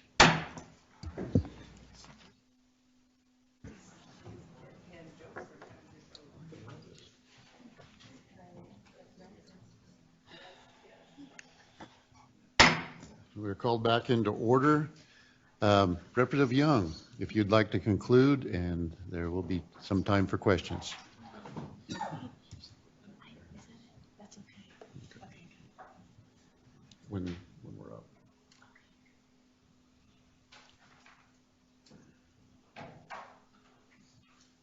Thank you, Mr. Chairman. Members of the committee. I'd like to point out just a few things. Could you, Mike? There we go. Thank you, Mr. Chairman, members of the committee. I'm Representative Julianne Young. I represent District 30. Just for the record, I'd like to point out a few things about House Bill 668. First of all, this bill is about the allocation of public funds and what things we will and will not choose to fund using those taxpayer dollars. It is not about what individuals or doctors or insurance companies may choose to do within their own domain. We routinely make decisions about the use of taxpayer dollars in this building. And I would point out that in the arena of healthcare, there are routine decisions to provide different types of procedures to people based on a diagnosis. We heard testimony from one doctor, for example, that in one instance there was permission given to receive a particular procedure. That same procedure was not offered to another person. However, we don't consider that discriminatory. We simply recognize that there is a burden on those providing the services to make determinations about what is and is not medically necessary. We've included the language specific to these procedures because we do believe that at best these procedures are controversial.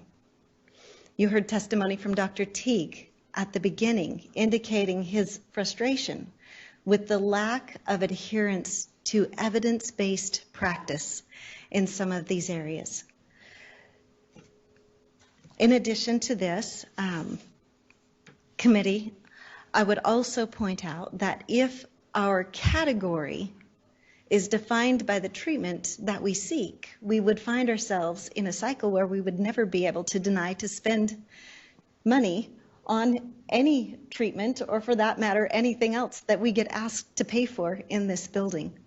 At some point in time, we need to make decisions about what is and is not a good use of taxpayer funds. I would also remind the committee that individuals who seek these treatments remain dependent in many instances for the balance of their lives on hormone treatments and things to help them sustain their basic well-being, because otherwise healthy tissues and organs have been removed with lasting consequences. It's very difficult to calculate what this cost looks like long term. And we also know that many European nations and other places who are further ahead on this issue than we are, including places like the state of California, are seeing things that ought to be concerning to us. And in some instances, those nations and political entities are backing away from some of these policies. So with that, Mr. Chairman and members of the committee, I urge your support for House Bill 668, and I'm happy to stand for any questions. Any questions of the presenter? Representative Dixon, 24.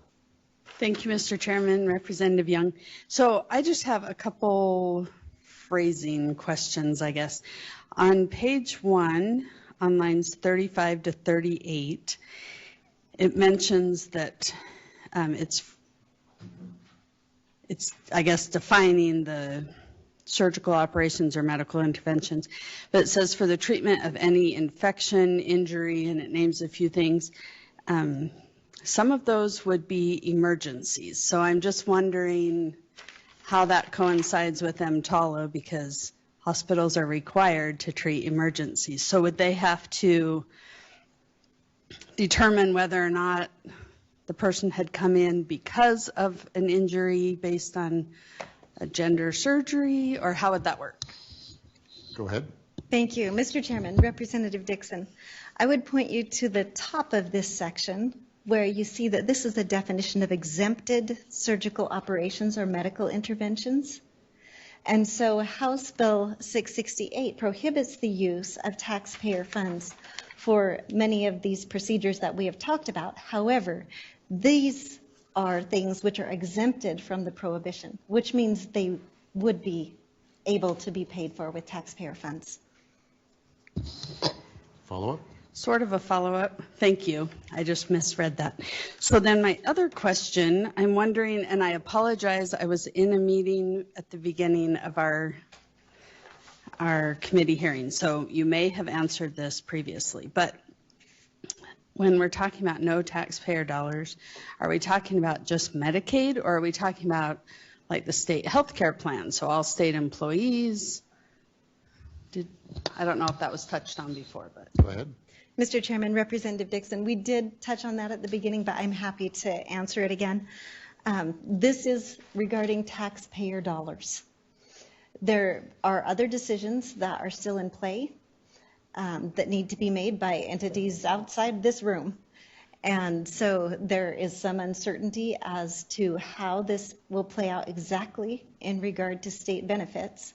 But what we say in House Bill 668 is taxpayer dollars will not be used for this purpose. Representative Gannon. Thank you, Mr. Chairman, and Representative Young. It's always nice to ask you questions. But what I think a very legitimate big concern here is that this goes into effect on July 1st, 2024, and we don't know, as I'm understanding it, we don't know about whether this is going to affect insurance coverage, how that's not just for the 60,000 state insureds, but like at the universities and at other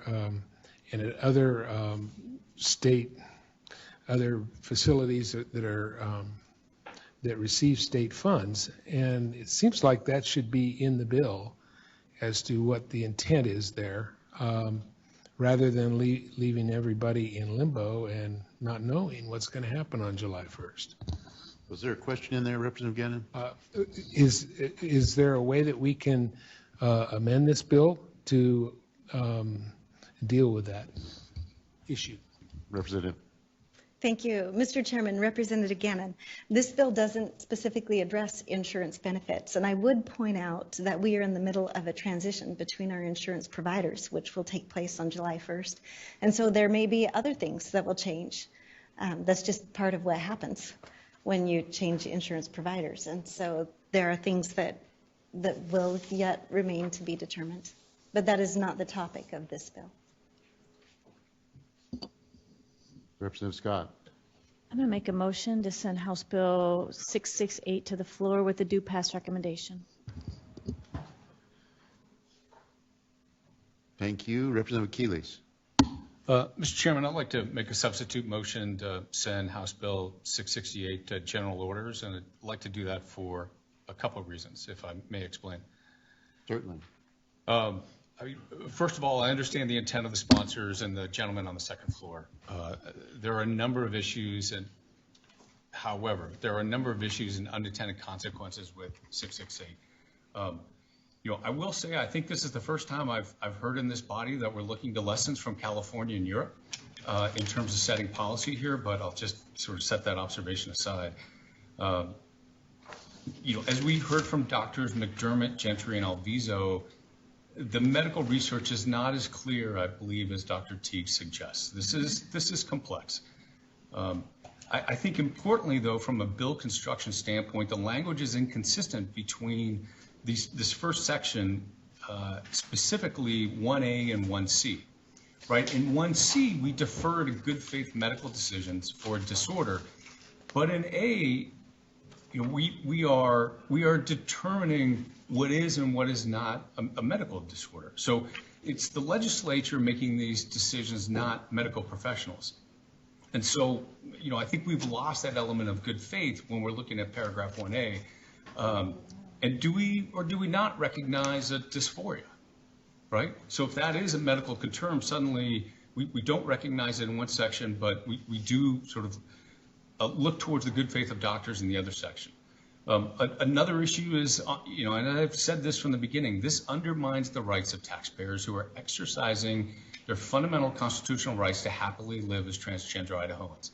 They have contributed into all of these public services prohibited in this bill, right? In Section 2, it's public funds. Section 4, it's Medicaid. Section 5, it's whether the doctors who might treat them are employed by counties. Representative Keelys, we're in the question phase. Are you into argument now? Well, no, I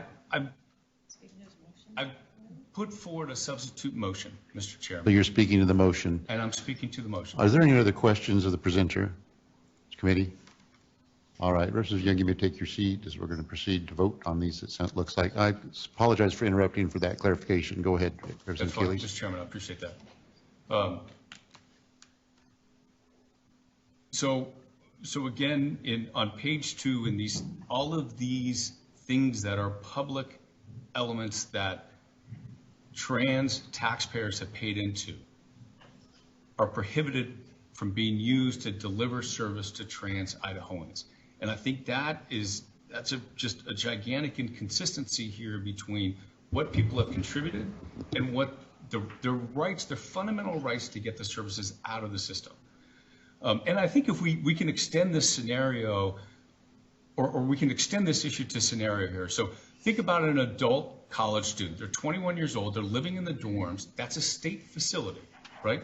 And if we're referring to 181506C, and we go down here to the subsection 3C Roman numeral I, by the plain language, we're going to kick trans students out of the dorms if they're taking hormone supplements in the dorm.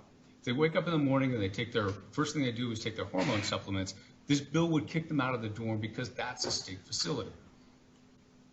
I also just want to remind everybody that Medicaid is not a lifetime care plan. It's a temporary program to help people get healthy again so they can get back to work. So a lot of this conversation that, we're putting people on the path of lifetime care, we're not. They may be going on the path of lifetime care, but it's only in perhaps a short window when they're on Medicaid. The rest of the time, they're taking care of it. And finally, I think a really big one here is we haven't solved for the ambiguity around state employees, right? They're paid by the taxpayers. They have every right to live as transgender Idahoans who work for the state. And honestly, we need to answer that question in this bill before we put this thing forward, or we risk inserting just this huge unknown into how we treat state employees under the conditions of this bill. And finally, I said this before when we first talked about the bill, and I just want to make this point again. We need to be clear about this community. This trans survey that was sent around is the largest that was ever conducted. 94% of people who conducted this survey said they were more satisfied in their lives after transitioning. There is no 7-year regret here. There are thousands of Idahoans, many are my constituents, many are my friends, who are happily living as trans men and women. And I encourage you all to spend time with the trans community to understand what it's like to live as a trans individual in the state. So with that, Mr. Chairman, I'll conclude my comments on the substitute motion. Representative Young, did you have something you wanted to say? Mr. Chairman, I would like to share some information with the committee, but I would like to give others a chance to speak I want to first. see another light. Representative Roden. Mr. Chair, just discussion, and I hear the taxpayer, and that's what we're talking about here, the taxpayer funds. And I pay taxes, and I don't have just an unlimited ask. I pay taxes. I'm in Nampa. They don't let me drive the police car because I pay taxes. It doesn't cover everything. It's not carte blanche. You don't. And that's what we're talking about here is Idaho taxpayer dollars being applied to this specific situation. Just because you're a taxpayer, we're all taxpayers. I don't, I think I would, just for you, I think I would probably feel better if I was able to get rid of some of this inner tube that I carry around as I've gotten older. But that would be, my decision, and I wouldn't expect taxpayers to pay that. Now, that may not be on equal footing, but we've also heard, reconstruction, as the good lady spoke about, as being gender affirming, which confused me because, that was making her whole. So you're not always talking apples and oranges here. This bill is with regard to spending taxpayer dollars on this.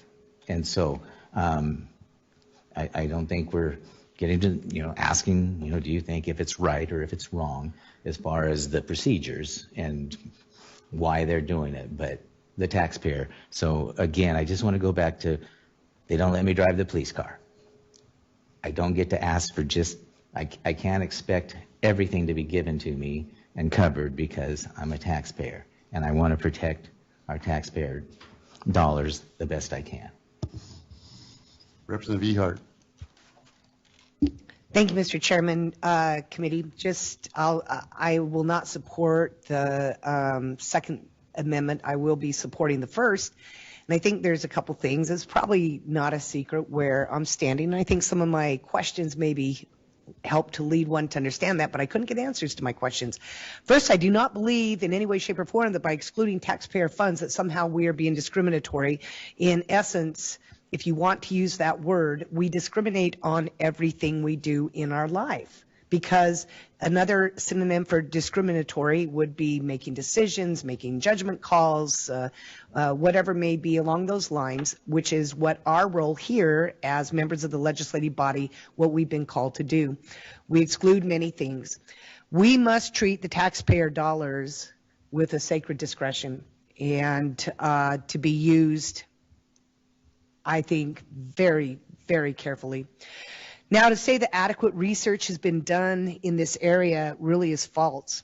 This is still, when you think in historical terms, this idea of someone being able to change their gender, and I say gender because it's impossible to change your sex, not that I believe you can change your gender, but in terms of history, it's just simply inadequate. This is a new idea that's been placed on us, and then some people have jumped on board that of course we can just do this, but we're finding out the longer we go that there are a heck of a lot of harms that are coming from those who've gone through this process.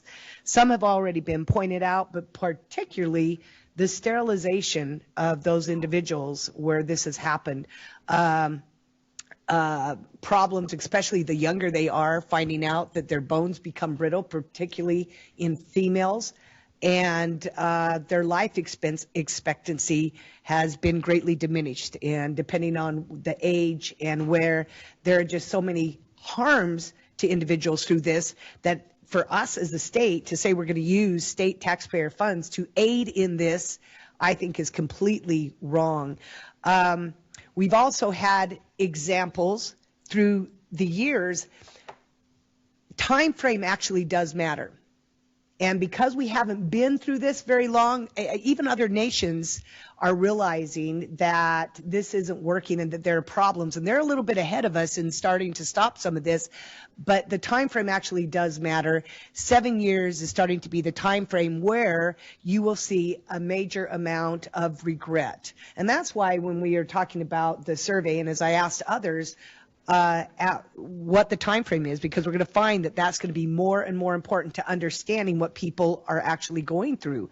Now, that's not to say that some can't not go through this and be fine. We absolutely recognize that that too can happen. But I was a little distraught to hear the testimony of Dr. Marvin Alviso. I might say that incorrectly, but to hear his testimony that he had over 400 patients. And I asked how many had experienced regret, and he said not one. Something's wrong there. Either we're not asking the right questions or we're not actually helping our patients, if not one. Statistically, I think that is almost impossible. And so I would just ask us that moving forward that we continue to, it's our job as a legislative body to make very careful decisions with the taxpayer funds. And though this particular discussion has crossed both places, it needed to because of that with which we're dealing. And I would ask us to do a red light to the Second Amendment, and I will be supporting the First Amendment. Thank you, Mr. Chairman. Motion. I said amendment. Motion. Yeah. It's been a long day. Thank you, Representative Ehart. It sounded like you were voting against the Second Amendment there for a minute.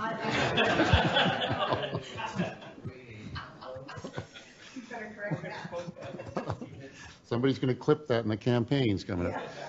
All right. No further red lights. There is a motion probably before the committee, a substitute motion to send House Bill 668 to general orders. All those in favor of sending to general orders indicate by saying aye. Mr. Chairman, can we do this as a voice vote, please? What's that? Voice vote, please. That's what we're doing. I'm sorry. I understand. You want a roll call vote. Okay. We're going to roll call I vote. did have one thing to say, Mr. All right, Chairman. we're going to do reverse order since my name is on the bill. Roll call vote.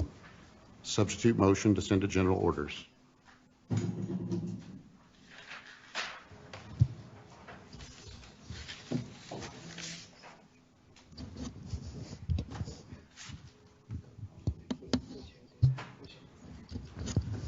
Mr. Chairman, we have some lights. Yeah, we turn your lights To on. turn on. vote. I'm so sorry. On to vote. Mr. Chairman, might I petition your decision, even if you vote last, might I ask that we start at the top of the ledger with those of us with the most experience and work our way down? Oh, let's just do reverse order. That's too confusing for me. It's discriminatory. You can start at W. It's fine with me.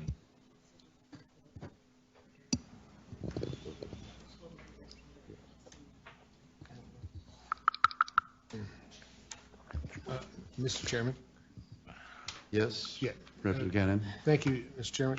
I did want to bring up one issue, and that is that I haven't read any of the, other than just kind of see that there's 41 pages of comments that we got. And we are getting these comments to the whole committee. We got it at 1:55. And so the comments that are going to the, and I think this happened in State Affairs too, where we got them during the hearing. And I think we've got to get those comments, substantial time before the hearing so that we can see, so that we can Let's digest. talk about that after committee. Okay, I'm just thinking it makes it is, I don't know, it's kind of hard to, Okay. voting without. Let's having talk about it after considered. committee. Representative Gannon, we're going to go to vote now. Go ahead, Tessie Nancy. Representative Achilles. Aye. Representative Church. Aye. Representative Gannon. Yes. Representative Roten. No. Representative Sauter. No. Representative Lambert. No. Representative Handy. No. Representative Garner. No. Representative Gallagher. No. Representative Dixon, 24. No. Representative Allgood. No. Representative Alfieri. No. Representative Erickson. No. Representative Cannon. No. Representative Young. No. Representative Ehart. No. Representative Scott. No. Representative Skog. No. We now have a motion properly before the committee, House Bill 6. Mr. Chairman, Yes, I'm sorry. yes. Just so that I have the opportunity to clear a couple of things up, may I speak to this initial motion? I apologize. I'm wanting to get us to the floor, so yes, please, you have Okay. clarifications. Thank you. Just so that we get out in front of the narrative, and there are a couple of things that were said that I think are highly inaccurate. So when we look at subsection 6 in the legislation, it was stated that if somebody's staying in a dorm, now they can't take their medication or whatever it is that they're doing. This language is clearly referring to somebody who's reserving or using the facility as a whole for the purpose of giving the treatments. It's not dictating the behavior of someone who may be renting or staying in the facility. And so I just wanted to get out ahead of that so that that doesn't turn into a narrative. So thank you, Mr. Chairman. Mr. Chairman, if we're going to Representative allow, Achilles. I'll just be quick, but the reference is all of 1506.3. And one of the subsets under that section is hormone therapy. So I'm sorry, Representative, but I disagree with your reading on this. Now, let's vote. No red lights, not looking at it unless you're voting. So there's a, to send 668 to the floor with a due pass recommendation. All those in favor indicate by saying aye. Aye. Any opposed? Would you like to be recorded as voting no? Look at me so I know. All right, the minority party members would like to be recorded as voting no. Please do so. The motion carries. It shall be done. And I